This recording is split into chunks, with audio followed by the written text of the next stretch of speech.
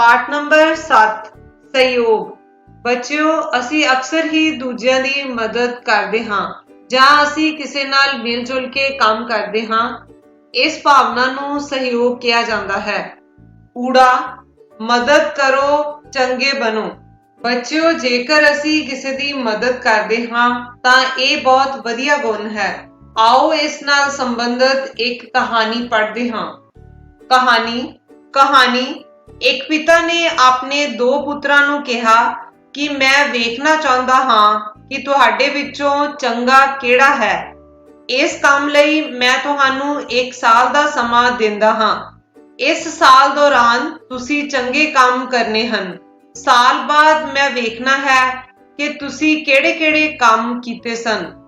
ਉਹਨਾਂ ਕੰਮਾਂ ਤੋਂ ਤੁਹਾਡੀ ਚੰਗਿਆਈ ਦਾ ਪਤਾ ਲੱਗੇਗਾ। ਦੋਵੇਂ ਪੁੱਤਰ ਆਪਣੇ ਪਿਤਾ ਜੀ ਤੋਂ ਆਗਿਆ ਲੈ ਕੇ ਆਪਣੇ-ਆਪਣੇ ਕੰਮ ਕਰਨ ਲਈ ਤੁਰ ਪਏ। ਵੱਡੇ ਬੱਚੇ ਨੇ ਸੋਚਿਆ ਕਿ ਮੈਂ ਬਹੁਤ ਪੈਸਾ ਕਮਾਵਾਂਗਾ। ਮੇਰਾ ਕਮਾਇਆ ਪੈਸਾ ਵੇਖ ਕੇ ਪਿਤਾ ਜੀ ਬਹੁਤ ਖੁਸ਼ ਹੋਣਗੇ ਤੇ ਮੈਨੂੰ ਉਹ ਮੇਰੇ ਭਰਾ ਤੋਂ ਚੰਗਾ ਹੋਣ ਦਾ ਖਿਤਾਬ ਦੇਣਗੇ। ਉਸਨੇ ਇੱਕ ਹੱਟੀ ਪਾ ਲਈ ਤੇ ਸ਼ਹਿਰੋਂ ਸਸਤਾ ਮਾਲ ਲਿਆ ਕੇ ਮਹਿੰਗੇ ਭਾਅ ਵੇਚਦਾ ਰਿਹਾ। 1 ਸਾਲ ਵਿੱਚ ਉਸਨੇ ਚੰਗਾ ਪੈਸਾ ਕਮਾ ਲਿਆ। ਛੋਟਾ ਬੇਟਾ ਖਾਲੀ ਹੱਥ ਜੰਗਲ ਨੂੰ ਤੁਰ ਪਿਆ। ਉਹ ਸ਼ਾਮ ਤੱਕ ਤੁਰਦਾ ਗਿਆ। ਰਸਤੇ ਵਿੱਚ ਉਸਨੂੰ ਇੱਕ ਬੁੱਢਾ ਤੇ ਬੁੱਢੀ ਮਿਲੇ। ਉਹ ਦੋਵੇਂ ਰੋ ਰਹੇ ਸਨ। ਬਾਬਾ ਜੀ, ਤੁਸੀਂ ਕਿਉਂ ਰੋ ਰਹੇ ਹੋ? ਮੁੰਡੇ ਨੇ ਪਿਆਰ ਨਾਲ ਬੁੱਢੇ ਤੇ ਬੁੱਢੀ ਨੂੰ ਪੁੱਛਿਆ। ਜ਼ਹਿਰੀਲੇ ਸੱਪ ਦੇ ਡਸਣ ਕਰਕੇ ਸਾਡੇ ਨੌਜਵਾਨ ਬੇਟੇ ਦੀ ਮੌਤ ਹੋ ਗਈ ਹੈ। ਸਾਡਾ ਇੱਕੋ ਇੱਕ ਸਹਾਰਾ ਚਲਾ ਗਿਆ। ਹੁਣ ਅਸੀਂ ਭੁੱਖੇ ਮਰ ਜਾਵਾਂਗੇ। ਬੁੱਢਾ ਉੱਚੀ-ਉੱਚੀ ਰੋਣ ਲੱਗ ਪਿਆ। ਬਾਬਾ ਜੀ, ਤੁਸੀਂ ਰੋਵੋ ਨਾ। ਮੈਨੂੰ ਆਪਣਾ ਪੁੱਤਰ ਹੀ ਸਮਝੋ। ਮੈਂ ਤੁਹਾਡੀ ਮਦਦ ਕਰਾਂਗਾ। ਉਹ ਮੁੰਡਾ ਬੁੱਢਾ ਬੁੱਢੀ ਨੂੰ ਉਹਨਾਂ ਦੇ ਘਰ ਲੈ ਗਿਆ। ਪੂਰਾ ਸਾਲ ਉਹ ਖੁਦ ਉਹਨਾਂ ਦੀ ਫਸਲ ਬਾੜੀ ਵੇਖਦਾ ਰਿਹਾ। ਜਦੋਂ ਫਸਲ ਪੱਕ ਗਈ ਤਾਂ ਦਾਣੇ ਕੱਢ ਕੇ ਉਹਨਾਂ ਦੇ ਘਰ ਸੁੱਟ ਦਿੱਤੇ। ਉਸਨੂੰ ਯਾਦ ਆਇਆ ਕਿ ਮੈਂ ਤਾਂ ਸਾਲ ਬਾਅਦ ਆਪਣੇ ਪਿਤਾ ਜੀ ਨੂੰ ਮਿਲਣਾ ਸੀ। ਉਹ ਬੁੱਢਾ ਤੇ ਬੁੱਢੀ ਨੂੰ ਅਗਲੀ ਫਸਲ ਬੀਜਣ ਤੱਕ ਮੁੜ ਆਉਣ ਦਾ ਕਹਿ ਕੇ ਆਪਣੇ ਪਿੰਡ ਵੱਲ ਚੱਲ ਪਿਆ। ਉਹਨਾਂ ਦੇ ਪਿਤਾ ਨੇ ਸ਼ਾਮ ਨੂੰ ਦੋਵਾਂ ਪੁੱਤਰਾਂ ਨੂੰ ਇਕੱਠੇ ਕਰਕੇ ਉਹਨਾਂ ਦੁਆਰਾ ਕੀਤੇ ਕੰਮਾਂ ਬਾਰੇ ਪੁੱਛਿਆ। ਵੱਡੇ ਪੁੱਤਰ ਨੇ ਦੱਸਿਆ ਕਿ ਮੈਂ ਇੱਕ ਦੁਕਾਨ ਪਾ ਲਈ ਸੀ ਤੇ ਹੁਣ ਬਹੁਤ ਸਾਰਾ ਪੈਸਾ ਕਮਾ ਲਿਆ ਹੈ। ਛੋਟੇ ਪੁੱਤਰ ਨੇ ਕਿਹਾ, ਪਿਤਾ ਜੀ, ਮੈਂ ਕੋਈ ਵੀ ਪੈਸਾ ਨਹੀਂ ਕਮਾਇਆ। ਮੈਨੂੰ ਰਸਤੇ ਵਿੱਚ ਇੱਕ ਬੁੱਢਾ ਤੇ ਬੁੱਢੀ ਰੋਂਦੇ ਹੋਏ ਮਿਲੇ ਸਨ। ਮੈਨੂੰ ਉਹ ਆਪਣੇ ਹੀ ਮਾਤਾ-ਪਿਤਾ ਦਾ ਰੂਪ ਜਾਪੇ। ਮੈਂ ਉਹਨਾਂ ਦੀ ਜਾਨ ਬਚਾ ਕੇ ਉਹਨਾਂ ਦੀਆਂ ਦੁਆਵਾਂ, ਅਸੀਸਾਂ ਜ਼ਰੂਰ ਕਮਾ ਲਈਆਂ ਹਨ। ਪਿਤਾ ਜੀ ਛੋਟੇ ਬੇਟੇ ਤੋਂ ਬਹੁਤ ਖੁਸ਼ ਹੋਏ। ਉਹਨਾਂ ਨੇ ਕਿਹਾ, ਬੇਟਾ ਜੀ, ਪੈਸੇ ਤਾਂ ਸਾਰਾ ਜੱਗ ਹੀ ਕਮਾ ਰਿਹਾ ਹੈ, ਪਰ ਅਸਲ ਕਮਾਈ ਤਾਂ ਤੁਹਾਡੀ ਚੰਗਿਆਈ ਹੈ। ਛੋਟੇ ਨੇ ਚੰਗਾ ਕੰਮ ਕਰਕੇ ਜੋ ਜਸ ਖੱਟਿਆ ਹੈ, ਇਹ ਸਭ ਕਮਾਈਆਂ ਤੋਂ ਉੱਪਰ ਅਤੇ ਬੇਸ਼ਕੀਮਤੀ ਹੈ। ਇਸ ਤਰ੍ਹਾਂ ਛੋਟੇ ਕੋਲ ਵੱਡੇ ਨਾਲੋਂ ਵੱਧ ਚੰਗਿਆਈ ਹੈ। ਇਹ ਚੰਗਾ ਹੈ। ਫਿਰ ਪਿਤਾ ਜੀ ਨੇ ਵੱਡੇ ਦੇ ਸਿਰ ਉੱਪਰ ਹੱਥ ਰੱਖਦਿਆਂ ਕਿਹਾ, ਪੁੱਤਰ ਜੀ, ਤੁਸੀਂ ਵੀ ਆਪਣੇ ਛੋਟੇ ਭਰਾ ਵਾਂਗ ਚੰਗੇ ਕੰਮ ਕਰਨੇ ਹਨ ਤੇ ਉਸ ਵਾਂਗ ਹੀ ਚੰਗਾ ਬਣ ਕੇ ਦਿਖਾਉਣਾ ਹੈ। ਪ੍ਰਸ਼ਨੋਤਰੀ ਨੰਬਰ 1। ਪਿਤਾ ਜੀ ਨੇ ਆਪਣੇ ਬੱਚਿਆਂ ਦਾ ਕਿਸ ਗੱਲ ਦਾ ਇਮਤਿਹਾਨ ਲੈਣਾ ਚਾਹਿਆ? ਉਹਨਾਂ ਨੇ ਦੋਹਾਂ ਬੱਚਿਆਂ ਦੀ ਚੰਗਿਆਈ ਨੂੰ ਪਰਖਣ ਦਾ ਇਮਤਿਹਾਨ ਲੈਣਾ ਚਾਹਿਆ। ਨੰਬਰ 2। ਵੱਡੇ ਬੇਟੇ ਨੇ ਕੀ ਕੰਮ ਕੀਤਾ? ਵੱਡੇ ਬੇਟੇ ਨੇ ਇੱਕ ਹੱਟੀ ਪਾ ਲਈ ਤੇ ਸ਼ਹਿਰੋਂ ਸਸਤਾ ਮਾਲ ਲਿਆ ਕੇ ਮਹਿੰਗੇ ਭਾਅ ਵੇਚਣ ਲੱਗਾ। ਨੰਬਰ 3। ਛੋਟੇ ਬੇਟੇ ਨੇ ਕੀ ਕੰਮ ਕੀਤਾ? ਛੋਟੇ ਬੇਟੇ ਨੇ ਬੇਸਹਾਰਾ ਬੁੱਢਾ ਬੁੱਢੀ ਦੀ ਦੇਖਭਾਲ ਕੀਤੀ ਅਤੇ ਉਹਨਾਂ ਦੀ ਫਸਲ ਬਾੜੀ ਸਾਂਭੀ। ਨੰਬਰ 4। ਪਿਤਾ ਜੀ ਨੂੰ ਕਿਸ ਬੇਟੇ ਦਾ ਕੰਮ ਪਸੰਦ ਆਇਆ ਤੇ ਕਿਉਂ? ਪਿਤਾ ਜੀ ਨੂੰ ਛੋਟੇ ਬੇਟੇ ਦਾ ਕੰਮ ਪਸੰਦ ਆਇਆ ਕਿਉਂਕਿ ਉਸਨੇ ਬੁੱਢਾ ਬੁੱਢੀ ਦੀ ਸੰਭਾਲ ਕਰਕੇ ਉਹਨਾਂ ਦੀਆਂ ਦੁਆਵਾਂ, ਅਸੀਸਾਂ ਹਾਸਲ ਕੀਤੀਆਂ ਸਨ। ਕਿਰਿਆਵਾਂ। ਬੱਚਿਓ, ਅਸੀਂ ਕੀ ਚੰਗੇ ਕੰਮ ਕਰ ਸਕਦੇ ਹਾਂ? ਜਿਵੇਂ ਕਿ ਵੱਡੇ ਬੱਚੇ ਛੋਟੇ ਬੱਚਿਆਂ ਦੀਆਂ ਕਾਪੀਆਂ ਕਿਤਾਬਾਂ ਤੇ ਜਿਲਦਾਂ ਚੜਾ ਸਕਦੇ ਹਨ। ਵੱਡੇ ਬੱਚੇ ਛੋਟੇ ਬੱਚਿਆਂ ਨੂੰ ਪੜ੍ਹਾਈ ਕਰਵਾ ਸਕਦੇ ਹਨ। ਐੜਾ, ਮੈਂ ਕਿਵੇਂ ਮਦਦ ਕਰਦਾ ਹਾਂ। ਮੈਨੂੰ ਪ੍ਰਾਇਮਰੀ ਸਕੂਲ ਵਿੱਚ ਪੜ੍ਹਾਉਂਦਿਆਂ 2-3 ਦਿਨ ਹੀ ਹੋਏ ਸਨ। ਹੁਣ ਸਰਦੀ ਦੀ ਰੁੱਤ ਅਲਵਿਦਾ ਆਖ ਰਹੀ ਸੀ। ਇੱਕ ਦਿਨ ਬਹੁਤ ਜ਼ਿਆਦਾ ਮੀਂਹ ਪਿਆ ਤੇ ਦੁਬਾਰਾ ਠੰਡ ਹੋ ਗਈ।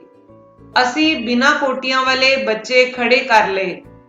ਜਿਹੜੇ ਬੱਚੇ ਕੋਟੀਆਂ ਨਹੀਂ ਪਾ ਕੇ ਆਏ ਸਨ, ਉਹ ਕੋਟੀਆਂ ਪਾ ਕੇ ਆਉਣ ਲਈ ਘਰ ਭੇਜ ਦਿੱਤੇ। 2 ਕੁੜੀਆਂ ਅਜੇ ਵੀ ਖੜੀਆਂ ਸਨ। ਬੇਟਾ, ਤੁਸੀਂ ਵੀ ਘਰ ਜਾ ਕੇ ਕੋਟੀਆਂ ਪਾ ਕੇ ਆਓ, ਮੈਂ ਕਿਹਾ। ਸਾਡੇ ਕੋਲ ਹੈ ਨਹੀਂ ਸਰ ਜੀ। ਕੋਈ ਗੱਲ ਨਹੀਂ, ਜੇ ਵਰਦੀ ਵਾਲੀ ਨਹੀਂ ਤਾਂ ਕੋਈ ਹੋਰ ਪਾ ਆਓ, ਮੈਂ ਫਿਰ ਕਿਹਾ। ਸਾਡੇ ਕੋਲ ਕੋਈ ਵੀ ਨਹੀਂ, ਦੋਵਾਂ ਵਿੱਚੋਂ ਇੱਕ ਕੁੜੀ ਬੋਲੀ। ਬੇਟਾ, ਤੁਸੀਂ ਸਾਰਾ ਸਾਲ ਇਸੇ ਤਰ੍ਹਾਂ ਆਉਂਦੀਆਂ ਰਹੀਆਂ। ਉਹ ਕੁੜੀਆਂ ਵੱਡੇ ਸ਼ਾਲਾਂ ਦੀਆਂ ਬੁਕਲਾਂ ਇਸ ਤਰ੍ਹਾਂ ਮਾਰ ਲੈਂਦੀਆਂ ਸਨ ਕਿ ਹੇਠੋਂ ਇਹ ਨਜ਼ਰ ਨਹੀਂ ਆਉਂਦਾ ਸੀ ਕਿ ਕੋਟੀ ਪਾਈ ਹੋਈ ਹੈ ਜਾਂ ਨਹੀਂ। ਉਹਨਾਂ ਬੱਚੀਆਂ ਨੇ ਨੀਵੀਂ ਪਾ ਲਈ। ਮੈਂ ਫਿਰ ਪੁੱਛਿਆ, ਬੇਟਾ, ਤੁਸੀਂ ਸਾਰਾ ਸਾਲ ਇੰਝ ਹੀ ਕੱਢ ਦਿੱਤਾ, ਪਹਿਲਾਂ ਕਿਉਂ ਨਾ ਦੱਸਿਆ। ਮੇਰਾ ਮਨ ਬੜਾ ਦੁਖੀ ਹੋਇਆ। ਅਗਲੇ ਦਿਨ ਮੈਂ ਉਹਨਾਂ ਕੁੜੀਆਂ ਨੂੰ ਸਭ ਤੋਂ ਸੋਹਣੀਆਂ 2 ਕੋਟੀਆਂ ਲਿਆ ਕੇ ਦੇ ਦਿੱਤੀਆਂ।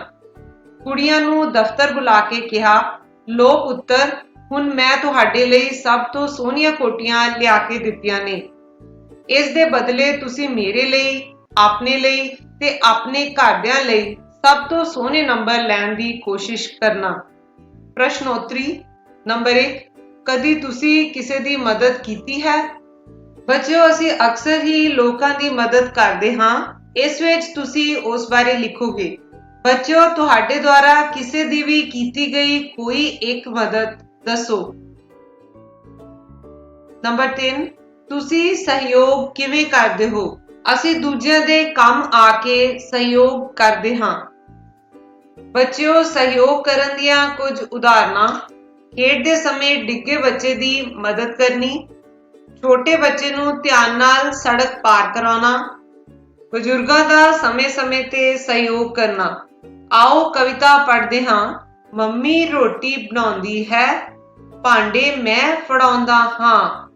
ਡੈਡੀ ਕੰਮ ਤੋਂ ਆਉਂਦੇ ਨੇ, ਪਾਣੀ ਮੈਂ ਲਿਆਉਂਦਾ ਹਾਂ। ਪਾਪਾ ਖੁਸ਼ ਹੋ ਜਾਂਦੇ ਨੇ, ਫਿਰ ਕੰਧੇੜੇ ਚੜ੍ਹਦਾ ਹਾਂ। ਮੈਂ ਇੰਜ ਸਹਿਯੋਗ ਕਰਦਾ ਹਾਂ। ਦਾਦਾ ਜੀ ਨੇ ਕਿਤੇ ਜਾਣਾ ਹੋਵੇ, ਸਿਰ ਵਿੱਚ ਤੇਲ ਲਗਾਉਣਾ ਹੋਵੇ, ਨਵਾਂ ਸੂਟ ਕੋਈ ਪਾਣਾ ਹੋਵੇ, ਮੈਂ ਲਿਆ ਕੇ ਕੋਲੇ ਧਰਦਾ ਹਾਂ। ਮੈਂ ਇੰਜ ਸਹਿਯੋਗ ਕਰਦਾ ਹਾਂ। ਅਧਿਆਪਕ ਨੇ ਕੁਝ ਸਿਖਾਉਣਾ ਹੋਵੇ, ਸਾਨੂੰ ਪੜ੍ਹਨੇ ਪਾਉਣਾ ਹੋਵੇ, ਕੰਮ ਚੈੱਕ ਕਰਵਾਉਣਾ ਹੋਵੇ ਜਾਂ ਪੜ੍ਹ ਕੇ ਕੁਝ ਸੁਣਾਉਣਾ ਹੋਵੇ, ਮੈਂ ਉੱਚੀ-ਉੱਚੀ ਪੜ੍ਹਦਾ ਹਾਂ। ਮੈਂ ਇੰਜ ਸਹਿਯੋਗ ਕਰਦਾ ਹਾਂ।